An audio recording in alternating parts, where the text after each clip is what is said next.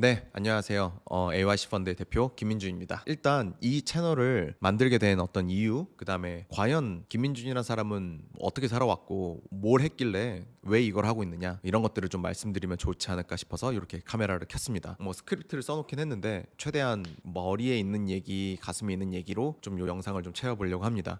일단 이 채널의 제목은 상위 1% 부자들만 아는 크립토 정보이잖아요. 저는 상위 1% 부자들의 돈을 운영을 하는 기관들과 그다음에 부자들의 돈을 운영하고 있는 코인 자동 매매 솔루션을 만들고 있는 AYC 펀드의 대표 김민준이라고 합니다. 저에 대해서 좀 간단하게 설명을 드리면 저는 지난 10년 동안 창업가였었고요. 물론 지금도 창업가입니다만 지금 좀 개념이 좀 달라진 것 같아서 지난 10년 동안은 이커머스 쪽 창업을 했었었고 뭐 우리 쪽에서는 웹2라고도 얘기합니다만 그렇게 해서 창업을 해왔었었고 수많은 실패도 물론 있었었고 감사하게도 몇 번 잘 됐었던 경우들도 있었습니다. 그래서 뭐 외부 투자를 좀 많이 유치를 하기도 했었었고요. 지금 운영하고 있는 이 회사는 3년 전에 Y 컴비네이터라는 곳에서 투자를 받았습니다. 그래서 아마 요거 있는 티셔츠가 이제 그 로고인데 Y 컴비네이터라는 곳에서 투자를 받았는데 Y 컴비네이터 모르시는 분들을 위해서 간단하게 소개를 드리면 전 세계에서 가장 유명한 엑셀러레이터이자 전 세계에서 가장 모든 창업자들이 받고 싶어하는 초기 투자사입니다. 그래서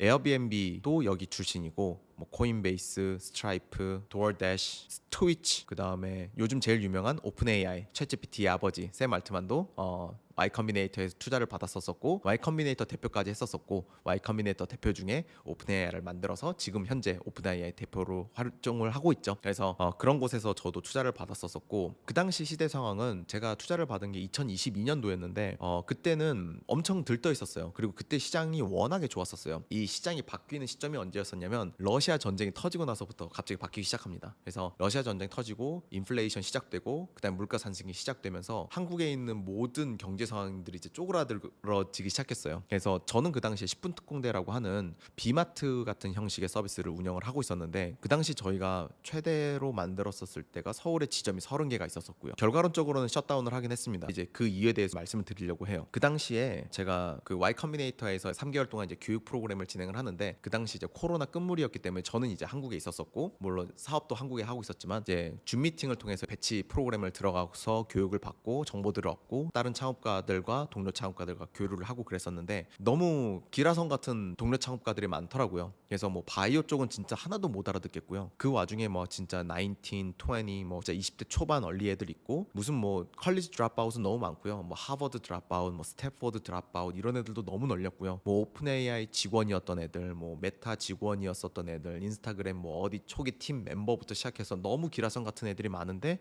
제가 하고 있는 서비스는 이제 만약에 내가 한국을 벗어나면 글로벌 시장으로 나가서 경쟁을 해야 된다고 하면 저들과 경쟁해서 내가 이길 수 있을까라는 엄청난 의문점이 그 당시에는 갖고 있었던 상황이었었어요. 이 3개월 동안 프로그램 하는 중에. 근데 그 당시에 어떤 일이 한국에서 벌어졌냐면 한국에 있는 수많은 스타트업들이 이제 문을 닫기 시작했습니다. 뭐 우리가 잘 아는 오늘회가 갑자기 문을 닫기 시작했고 부릉도 그 당시에 뭐 날라가네 마네 이러면서 결국은 다른 회사한테 넘어갔죠. 밸류에이션 엄청 깎여서. 그리고 지금의 그 상황이 계속 누적이 3년 동안 지속돼서 티켓몬스터 날라가고 티몬이라고 하죠. 티몬 날라가고 위메프 날라가고 뭐 정육각 날라가고 미디어에 나와 있지 않은 수많은 제 동료 창업가들도 굉장히 많이 파산을 하고 회사를 문 닫았습니다. 스타트업만 문 닫은 게 아니죠. 펀드들도 당연히 문을 많이 닫았고요.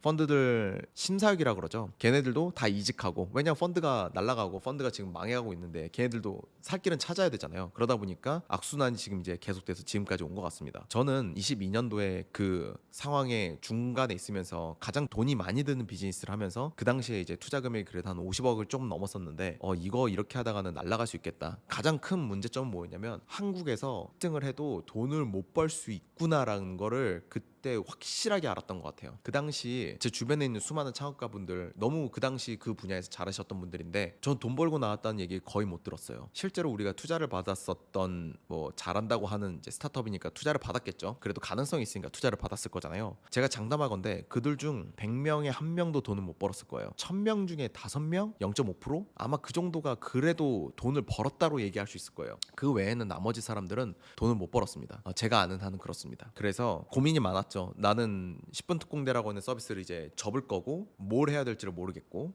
한국의 시장은 경제 상황 점점점 악화돼 가고 있고 내가 해외로 나가자니 저들과 경쟁해서 이길 자신은 없고 천재들이니까 나는 과연 이 시장에서 어떻게 살아남을 수 있을까? 그중에 검토했었던 수많은 규칙들이 있을 거잖아요. 저도 나름의 기준을 세웠었으니까 그중에 기준의 첫 번째가 등이어도 돈을 벌지만 만등도 돈을 버는 비즈니스를 해야 되겠다라고 생각을 했어요. 그리고 내가 한국에 뭐 한국 시민권자고 한국에 살고 있고 한국 패스포트니 당연히 한국에 있을 거잖아요. 저는 이제 한국인이니까. 그리고 당분간은 앞으로 어떻게 될지 모르겠지만 앞으로는 한국에 살 생각을 갖고 있고 한국인으로서 여기 있는 시장을 좀 더 내가 활용할 수 있는 방법을 좀 찾고 싶었었어요. 그리고 그렇게 해서 찾은 게 코인 시장이었었고 코인 시장을 찾다 보니까 코인 자동 매매를 하면은 꽤 승산이 있어 보였습니다. 그래서 이 부분을 제가 간단하게 말씀드리면 우리나라가 코인 시장의 전 세계 2위예요. 우리나라가 만들어내는 전 세계 코인 거래량 중에 2위가 우리나라예요. 1등이 미국이에요. 근데 1등의 미국은 기관들이 만들어내는 볼륨이고 우리나라는 개미들이 만들어내는 볼륨이에요. 이 차이가 너무 큰 거예요. 그러니까 무슨 뜻이냐면 기관은 시장의 흐름을 만들어내잖아요. 개미들은 시장 흐름을 만들어낼 수 없어요. 다만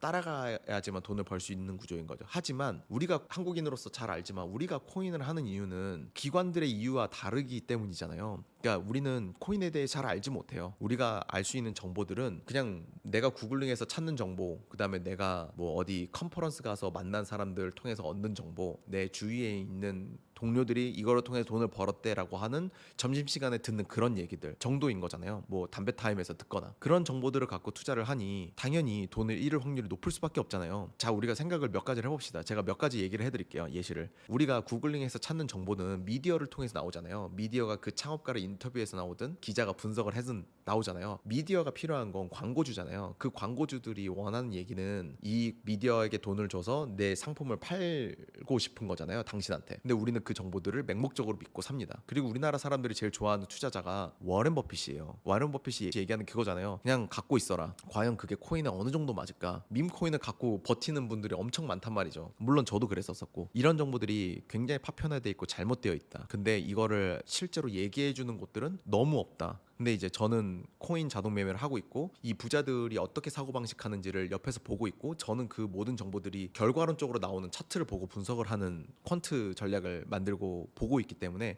이러한 정보들에 대해서 굉장히 빠삭하게 잘 알고 있게 된 거죠. 어쩌다 보니. 그래서 제가 알고 있는 정보들을 최대한 한국 분들한테 알려드리고 싶었어요. 그리고 이거를 통해서 한국 분들이 적어도 코인에 대해서 코인에 투자를 하는 거는 본인의 개인의 자유지만 적어도 내가 뭘 알고 투자하는지는 알았으면 좋겠다는 생각을 했어요. 그리고 제가 알려드릴 정보는 실제로 알고 계신 정보들과 굉장히 많이 다를 거예요. 제가 말씀드린 정보들은 금융권에 있는 얘기들이랑 연결이 되어 있는 경우들도 많고요. 정치권이랑 연결이 되어 있는 얘기들도 너무 많아요. 요즘 뭐 트럼프 월드 파이낸스니 뭐니 뭐 트럼프 코인이니 멜라니아니 뭐 별의별 거 다 있잖아요. USD 원이니 스테이블 코인도 만들죠. 과연 그게 정치권이랑 연관이 없을까? 다 있겠죠, 당연히. 근데 이거를 실제로 얘기를 하는 사람들은 없잖아요. 다들 이제 코인 추천하는 유튜브만 넘치고 흘렀지 실제로 업계에 있는 사람들이 이렇게 얼굴을 내놓고 회사 이름까지 얘기하면서 나오는 사람들은 안타깝게도 없는 것 같아요. 그래서 그런 부분들을 최대한 솔직하게 전달을 드리려고 이렇게 만들게 되었습니다. 제가 연재하는 내용들을 봐주시고 그것들에 대해서 공감이 되면 좋을 것 같아요. 처음에는 받아들이기 어려운 내용들이 많을 거예요. 왜 이걸 이렇게 생각해 너는? 이런 얘기들이 워낙에 많을 텐데 그냥 한번 처음에는 색안경을 낀다기보다는 그냥 컨텐츠라고 생각하고 한번 봐주시고 그 다음에 일어나는 일들에 대해서 보고 판단을 직접 해주시면 좋을 것 같습니다. 제가 말씀드리는 정보들이 어떠한 거에서 기반해서 얘기하는지 그때그때마다 말씀드리겠지만 한번 보고 직접 판단을 해주시면 좋겠다입니다. 얘기가 좀 길어졌는데 지금 이 채널의 기획 의도는 이렇습니다. 그래서 상위 1% 부자들만 아는 크립토 정보는 이제 앞으로 연재가 쭉쭉쭉 이렇게 뒤로 이어지지만 한번 진짜 나오는 정보들에 대해서 고민해 보시고 생각해 보시고 궁금하신 것들이 있다고 하면 댓글로 남겨주시면 제가 최대한 모아서 답변을 드릴 수 있도록 하겠습니다. 감사합니다.